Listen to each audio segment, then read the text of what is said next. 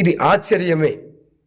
అలాగనే నీ జీవితము నా జీవితము ఒకప్పుడు యేసు ప్రభువు వారిని మీద తిరుగుబాటు చేసి విదేశీ దేవుడు మన స్వదేశం అందు ఇంతమంది దేవతలు దేవుళ్ళు ఉన్నారు, కానీ మనకెందుకు, మనకేం అవసరము అని మూర్ఖత్వంగా వితండ వాదన చేసిన రోజులున్నాయి.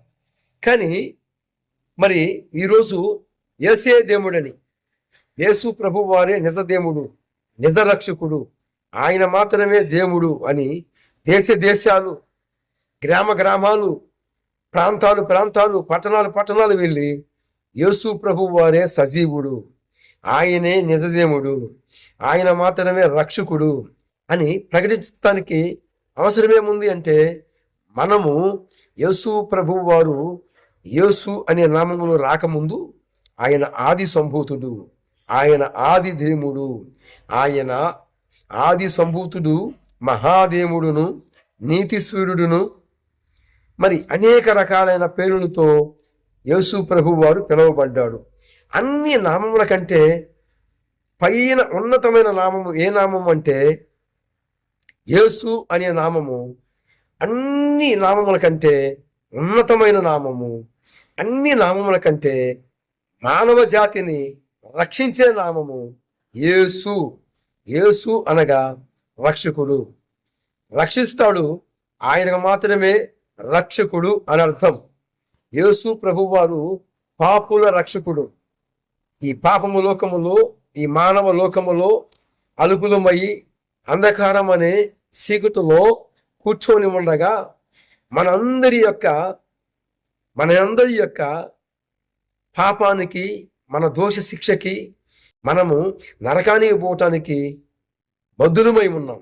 కానీ మన అందరి పాపమును ఆయన తన భుజాల మీద, మనము పోవాల్సిన ఆ మార్గానికి ఆయన ప్రాణం పెట్టాల్సి వచ్చింది.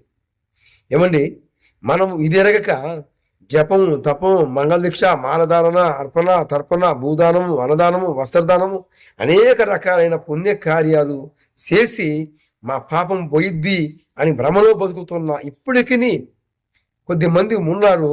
వారికి చెప్పిన ఒకటి, వారి మనోనేత్రాలు వెలిగించబడలా. మన మనోనేత్రాలు వెలిగించబడక మునుపు మన జీవితము అలాగనే ఉంది. కానీ దేవుని కరుణ, వాత్సల్యత, ఆయన కృపను బట్టి మనము ఈరోజు వెలిగించబడ్డాం. ఇప్పుడు నిజమేమిటా, వాస్తవమేమిటా అని తెలుసుకున్నాం కనుక ఈరోజు అనేక రకాలుగా ఉన్న పరిస్థితుల్లో ఉన్న, బంధకముల్లో ఉన్న, సాతాను కబంధ హస్తకాల్లో ఉన్న ప్రజలని ఈరోజు రక్షిస్తూ ఉన్నాం. దేవుని యొక్క కృపను బట్టి, దేవుని యొక్క వాత్సల్యతను బట్టి, దేవుడే మన పక్షమున ఉండి శత్రువుని, వాని యొక్క కీర్తులన్నీ కూడా అరికడుతూ, వాని యొక్క వ్యూహాలన్నిటినీ పటాపంచలు చేస్తూ ఉన్నాడు. దేవుడే.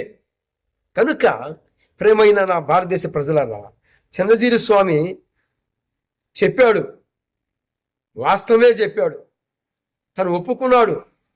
కానీ ఆయన కోసము కూడా నేను ప్రకటిస్తున్న ప్రభువుని యేసు క్రీస్తు వారే ప్రాణం పెట్టాడు.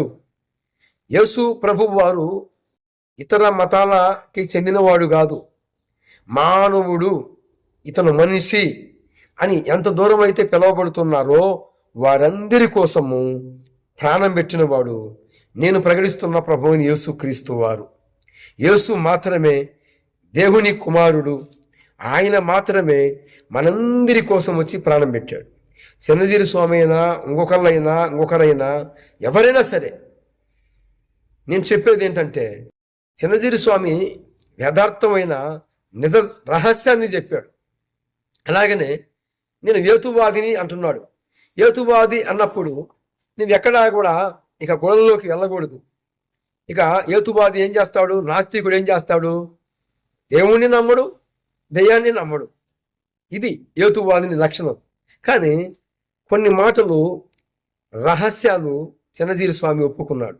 కనుక ఆయన మాటలు ఆలకించండి. ముఖ్యంగా నేను చెప్పిన మాటలు కూడా మీరు అంగీకరించండి. ఇంకా ఏ మార్గములో ఒకనాడు నేను ఆ గణపతి దగ్గరికి వెళ్ళి నమస్కారం పెట్టుకుందామని వెడితే ఆ గణపతి ఒంటి మించి ఒక బొజ్జింక పాకుతోంది, కాక్రోచెస్. అది ఒకటి పాకుతోంది. కొంతసేపు నేను చూసా, అది దాని మీద తొలగించుకుంటాడేమో వినాయకుడని. ఏం చేయలా.